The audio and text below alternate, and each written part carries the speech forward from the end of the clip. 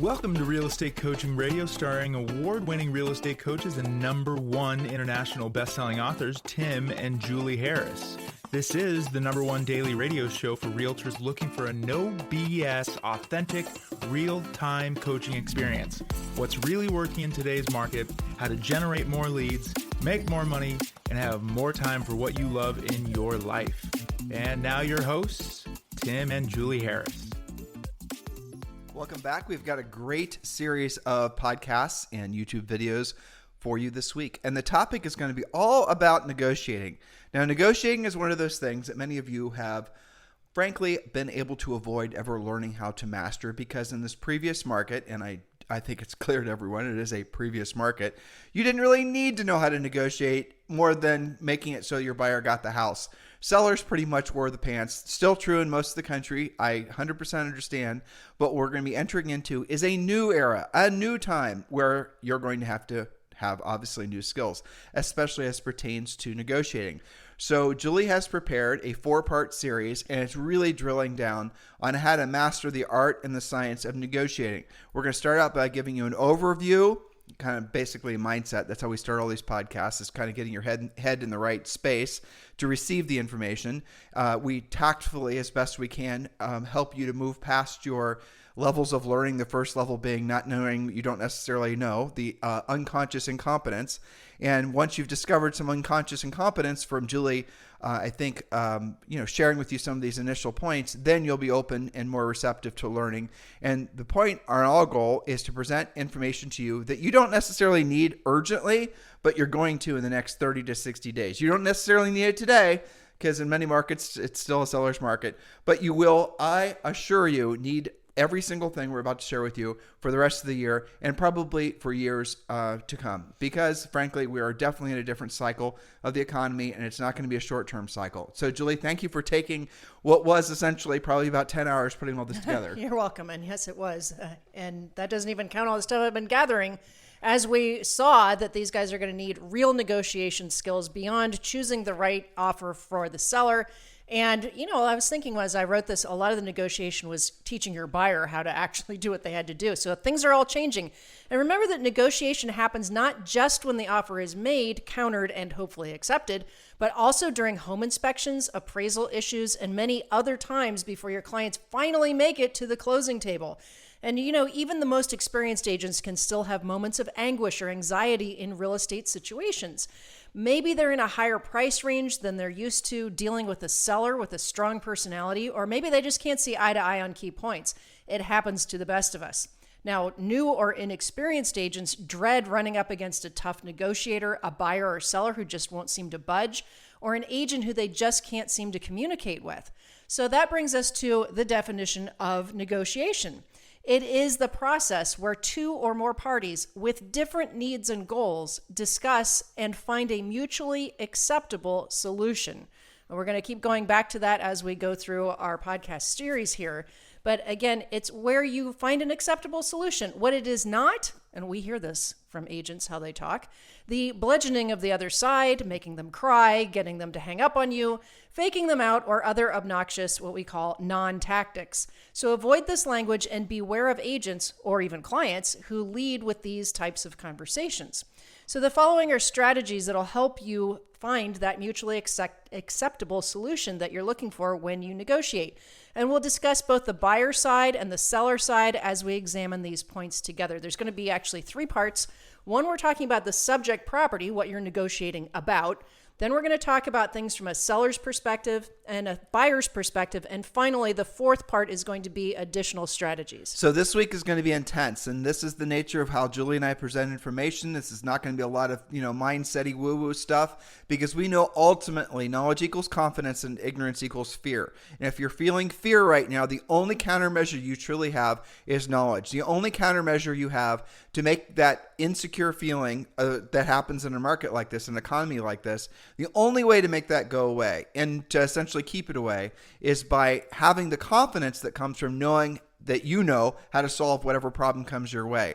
That is something you have to earn. You cannot fake. We're coming out of, frankly, an economy, a world, a culture where you could essentially fake being an expert for, basically the last 15 years. You could say you are an expert even though you have no right to call yourself that. And now the market's going to easily sort and sift who is a true expert and who isn't. Hopefully you're listening to this podcast because you realize Julie and I are not fluff artists. We're focusing on giving you the confidence that comes from the knowledge that we are passing along to you. And many of you are going to take the next natural step after you've listened to today's podcast and the podcasts that we do every single day, and you're going to want to join Premier Coaching. And the best part is joining Premier Coaching is 100% free. And all you have to do is text the word Premier to 47372. Text the word Premier, P-R-E-M-I-E-R, to 47372. We text you back a link. You click yes that you want to join Premier Coaching, and then it takes you over to the page, and you can actually join Premier Coaching. The whole process takes, and I have timed it, about 22 seconds. And so just go ahead and do that now. And if you're outside of the continental United States, or if you just prefer to go to the website directly, that's great too. You can just go to members.timandjulieharris.com, members.timandjulieharris.com. And Premier Coaching includes the actual notes from today's podcast, the actual checklist that we're going to be sharing with all of you this week. It includes the real estate treasure map. It includes every single thing that you're going to need in this market because of this, how quickly this market's going to change. I mean, in the next couple of weeks, we're going to be hearing about interest rates. We're going to be hearing more about politics. We're going to be hearing more about a recession. And you're going to be, essentially surrounded with people that aren't going to know what the hell direction to go. And the best thing for you to do is be myopic. Focus in on what you can do. Focus on what you're in control of. And what you're in control of are the people that you help and the financial results that come from the people that you help. You are smart in that you are a real estate professional, and you're a real estate professional during a time when people are going to be needing skilled agents more than ever. Guys, the fact is that the caring, competent, skilled agents are going to absolutely make a fortune in this market because they're caring, competent, and skilled. Skilled being the key word. Do the next natural thing. Go ahead and sign up for Premier Coaching. It's free. And yes, that does include a daily semi-private coaching call with one of our Harris certified coaches. Simply text the word Premier to 47372 or just go to members.timandjulieharris.com and you can be on your semi-private coaching call today. So go ahead and take action on that now. And remember, when texting, message, and data rates may apply. All right, so moving on here to part 1, and this is called Get the Facts. As Tim just said, knowledge equals confidence, ignorance equals fear. So let's start with the subject property. What do you actually know about it? Know all you can about that subject property. Whether you're on the listing side or the buyer side, here are the facts to gather before you start negotiating. And here's a bonus, Tim. The negotiation checklist, there's actually 3 of them that are included in Premier Coaching. Yep, and they're in the right when they log in, right when they join. Absolutely, they can have them today. And you just dusted all these off and polished them up and posted them yesterday. Updated, polished, posted, ready, waiting for you guys to use them. Ready to be printed off. Well, let's think of some more P's. Pinned up to your wall and put to use. To get you to be productive and profitable. So please join Premier Coaching. I have no other P's. Promptly. There you go. And this is especially for my note takers. Don't feel like you have to write down everything. When you join Premier, it's right there waiting for you. Okay, so point number 1. Again, all of today we're talking about the actual subject property. Read all of the MLS description, including extended comments or agent comments. Many times the listing agent will actually state exactly what it will take for the seller to consider an offer. If not, call the agent and find out what the seller's priorities are, not just the price. Now remember, there are public comments and then there are private comments, and sometimes those are on obviously different screens. So make sure you're reading in the MLS. It's the public comments that obviously get pushed to Realtor.com and Zillow and all the rest of it that's essentially consumer facing. And then there's the private comments where the listing agent will put up usually what Julie just said, the hacks to getting the house in contract. It's usually called agent-to-agent comments. Right. And so make sure you read those. That's right. Okay, point number 2. Notice if there are any details listed like, commonly, not FHA approved, or seller financing may be available, or seller to contribute up to $5,000 towards buyer's closing costs, or as is only, and a new one that they haven't probably ever seen, $500 bonus to buyer's agent, or things like that might be a little more exciting for you. So notice all the details. Point number 3, run the history, or in some MLSs it's called the archive, of the property. Also search Zillow, Google, and YouTube to see if it might have been a for sale by owner prior to being listed. The search should take you maybe 5 minutes or less. If you don't know how to do it, ask for help. By the way, we are not saying do not call the listing agent and ask for, essentially what's important to the seller. Juliet is going to be getting, I think in the next, it's coming up. She's going, I always do that. Okay. I apologize. I'm reading your mind. But really, guys, this information you should do in addition to calling the listing agent. Yes. Don't do one or the other. Do both.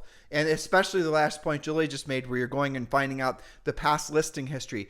Go to all the previous listing history, because what you might find is the house was for sale not 6 months ago, but maybe a year ago. So whatever was pushing the seller to want to sell a year ago, and maybe they didn't sell it or they took it off the market or whatever, I guarantee you that same motivation is back, but it's amplified now. So they're more motivated to sell now, not less. But probably the current listing agent, soon to be previous listing agent, if they don't get the house sold, isn't necessarily going to have had the skill set to get the house priced correctly. That's right. And the listing agent isn't always going to tell you it's been on and off the market a bunch of times. Actually, that actually leans into a really good point. If the listing agent hasn't taken and you won't really know this, you can guess, but if the listing agent hasn't signed a long-term listing contract, the listing agent themselves, if they signed only a 60 or 90-day listing contract, and by the way, podcast listeners, remember, we told you, and we teach you how to do this in Premier Coaching, you want to sign at least a 6 months, but an ideally 12-month listing contract.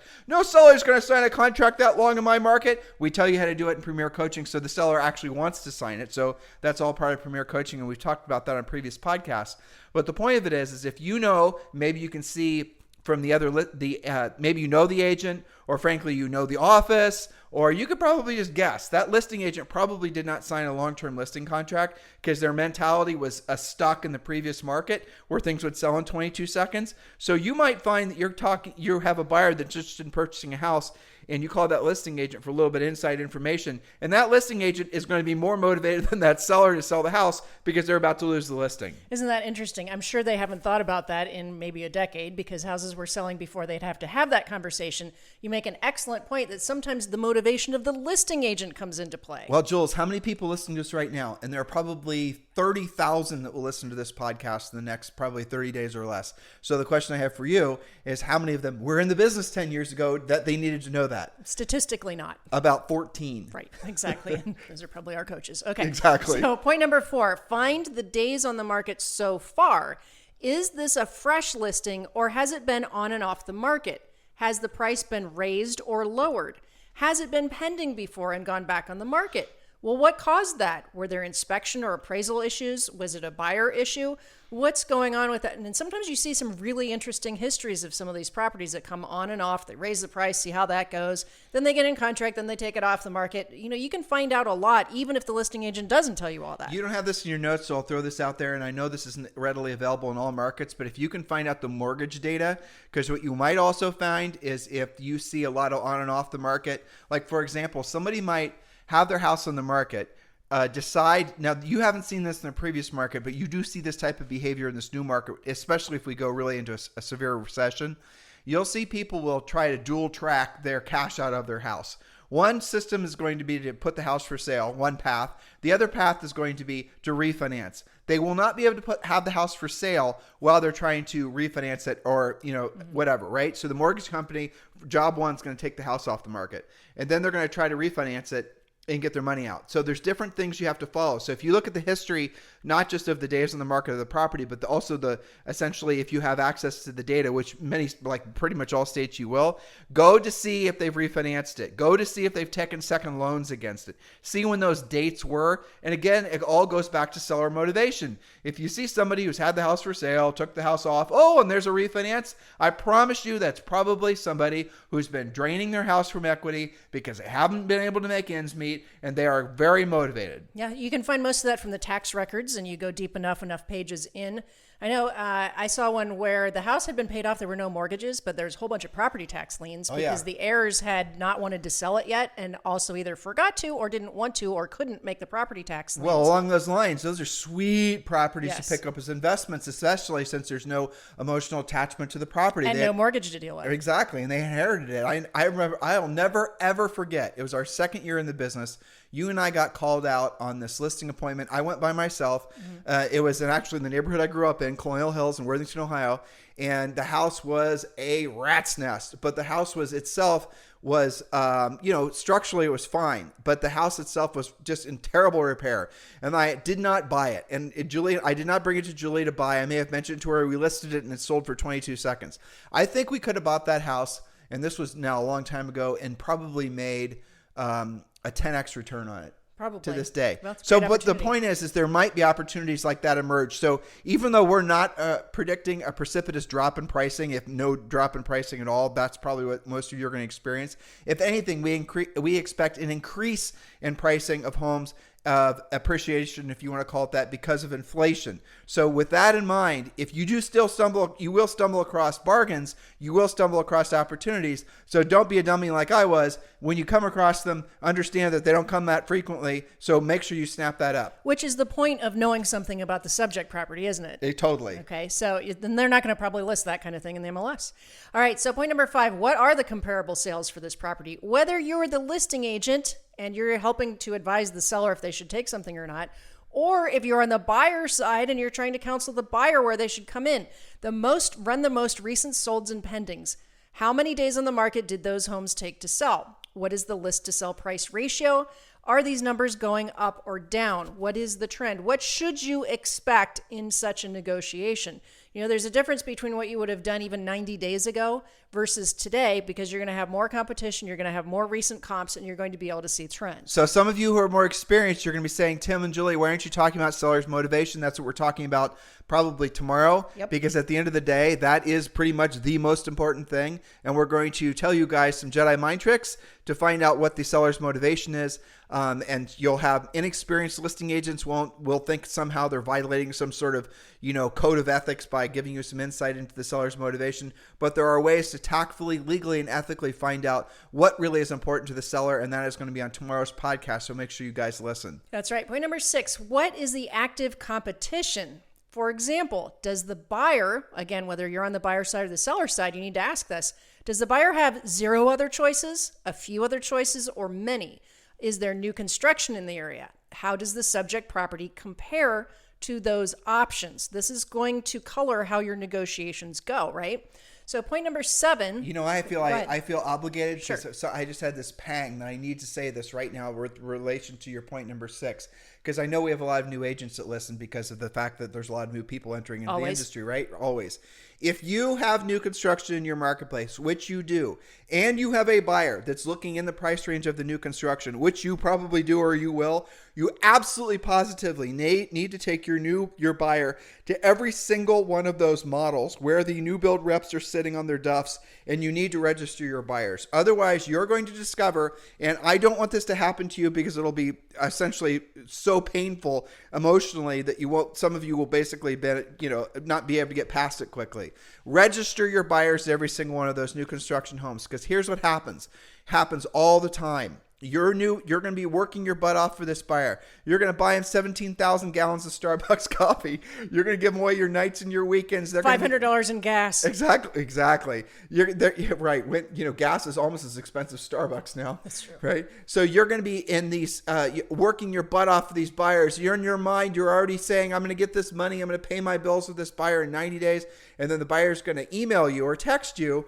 That's worst, ghost you. Yeah, exactly. And they're gonna say, "Hey, Julie, congratulate me! I just went into contract on a new DR Horton house, and it's supposed to take delivery in September. They turned out they had this in inventory. It wasn't even in the MLS. And that's the reason you didn't show it to me. Oh, and they're giving me a free deck and free kitchen appliances and blah blah blah blah blah. And so thank you for all your time. Have a nice day. Bye bye. And you have nothing. You're not going to be able to get commission on that house. You're going to have wasted all your time, and it's your fault. And by the way, even if you did do the right thing and you signed a buyer agency agreement, are you going to sue that buyer for your commission? Probably not. So the moral of the story is, when you have a buyer and you have new construction, introduce buyer to new construction, or the buyer will find new construction on their own. Builders do not put their ready-to-be-delivered houses in the MLS. They are holding those off for buyers like your buyer, like Julie's buyer that just walked in and bought. They have little pocket inventory themselves, and they're allowed to do that because they're, it's a builder and probably not members of the board of realtors. They can, run their businesses the way they want to. And most of them, especially as a result of the hot sellers market, have or had a stipulation that says if you didn't introduce the buyer, no commission for you. So don't go whining that they owe you if you didn't bring the buyer to them. And they probably have a fair number of buyers that have backed out of contract for a variety of reasons, or they will over the next 60 to 90 days. The smart amongst you will be thinking, I need to go to new construction ASAP and find out if I might be able to take any of those as listings. That's right. I read a report last week that more than 15% of new construction deals have been backed out of in the past 60 days. And we did do, 20 hidden sources of homes for sale as a previous podcast. And obviously, Premier Coaching members, we really drilled on all that as part of Premier Coaching. So why haven't you joined Premier Coaching yet? It takes 2 seconds. Well, 22 seconds. You could have done it now while listening to the past 7 points. If you have not done so yet, I know 93% of you are listening to us on your mobile phone.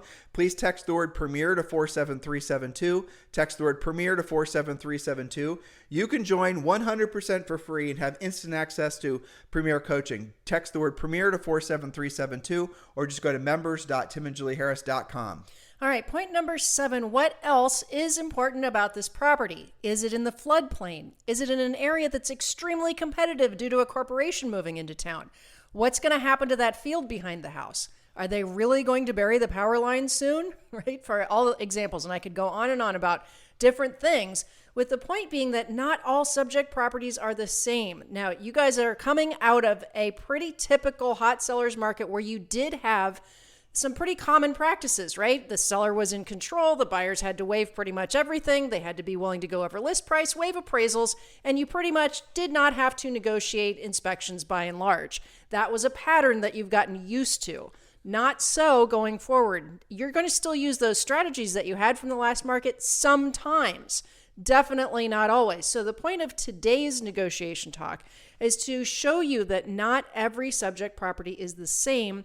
Not all of the factors are going to be equal. So what you negotiate on today, maybe you find that you've got a really motivated listing agent, you've got a really motivated seller, you're negotiating on a vacant house, the seller's making 2 house payments, and the market's changed, they've got competition, and they're going to really appreciate your offer, but still you shouldn't lowball them. So how do you put that offer together? And then maybe tomorrow you're offering on a first-time buyer house that there's 5 other contracts and you use the old pattern.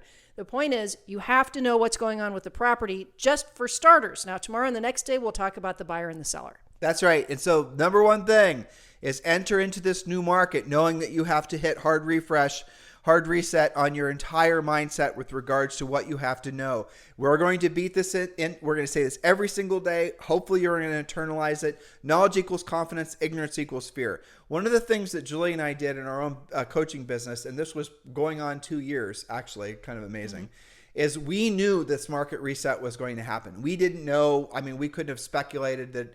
We knew inflation was going to go up. We knew that the nature of everything was going to change. It wasn't because it was the 7th or 8th year of a boom market.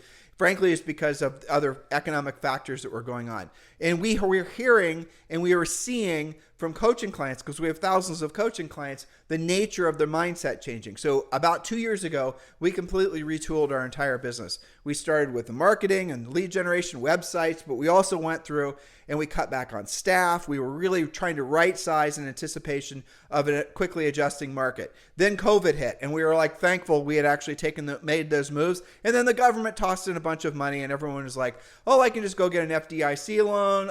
There'll be all kinds of money printing. The government's going to sort out, save my ass again." I know I wasn't prepared for COVID. I know I wasn't prepared for, any sort of economic strife, but the government saved my butt, so all's good. The government's not going to save your butt this time. That's the point of what I'm trying to tell you. There is no more government riding in on a white horse and tossing checks around. There's no more helicopter money. Those days are over. Please listen to what I'm saying. There probably is going to be a reprieve in inflation. If you look at energy prices, like gas prices went down like 40 cents or whatever, that is going to have a positive effect on the inflation rate. So it might go from 9.1 to something lower. And then what might happen is the Fed might take a victory lap and say it beat inflation. And then what might happen after that is it actually might stop raising interest rates, and everyone's going to think, oh, wow, we're past this big inflationary bout. But inflation still is going to exist, and it's going to get worse. So even if you have some head fakes in the near future with regards to the economy, you need to allow yourself to feel the fear of that comes from being unprepared. The fear is a natural, normal, essentially what would it be? An evolutionary byproduct of not being prepared what's coming next. So don't allow any head fakes, frankly, that might be politically motivated to get you off track, and knowing that you have to right size your business, and you have to right size your mindset, and you have to right size your skill set in preparation for this new market. Don't look for excuses not to do the things you don't want to do when you don't want to do them at the highest level. Here's the thing, I think it's absolutely true if you choose for it to be true. Your greatest opportunity in your real estate career, those incredible experiences you've always wanted, the recognition you've wanted, the money you've always wanted, the amazing things that come from being successful and building wealth, all those things are still ahead of you. If you've been fabulously successful in the past, well, that's great, because I can tell you from having coached a gazillion people, that is the greatest precursor for being successful in the future. If you've never achieved high levels of success, well, I have great news for you too. You're in the right place at the right time, but you've got to stop lying to yourself that it's not going to take real work and you're not going to have to make yourself uncomfortable. I challenged all of you last week to make a list of the very things that you'd want to do the least in your real estate business. And then I asked you to be introspective about the things you wrote down, and to realize the things you just wrote down are the things that are going to lead directly to you helping somebody and making money. Isn't that ironic? It's not make a TikTok video. It's not work on your branding. It's not choose your CRM. It's actually doing the real work of real estate. That's what this market is about. But you won't do the real work of real estate unless you know what that means. You won't do the real work. You're not going to have a conversation with somebody because if you're not prepared to answer their tough questions. You're not going to want to put yourself in a position where you might potentially be embarrassed or face ridicule. That comes from fear that is frankly probably justified because you don't have the knowledge to make it so you can actually answer the tough questions because of this market. That's what Premier Coaching is for you. It is the solution to make that fear go away. Text the word Premier to 47372 or just go to members.timandjulieharris.com. Hey guys, listen, thank you for continuing to make this number one listened to daily podcast for real estate professionals in at least the United States. Help us to make our YouTube channel the number one YouTube channel. We are doing our best to make it so agents are over-prepared for this market so that they can be of the highest level of service to consumers, because a lot of people are going to be going through a lot of stress. And if you're feeling that way now, again, the best anecdote to that is knowledge. And then with that knowledge, you have to apply it and you go out and help people. When you're helping people and you're getting paid for doing it, you won't feel the fear. So other people might experience a recession in a negative way. You can actually experience, believe it or not, a recession in a positive way. I know that sounds a little counterintuitive, but isn't it time that you maybe take the opposite direction than the herd? Yes, it is. So please text the word Premier to 47372 or go to members.timandjulieharris.com. We'll talk with you on the show and on YouTube tomorrow with part 2. This podcast is a part of the C-Suite Radio Network. For more top business podcasts, visit c-suiteradio.com.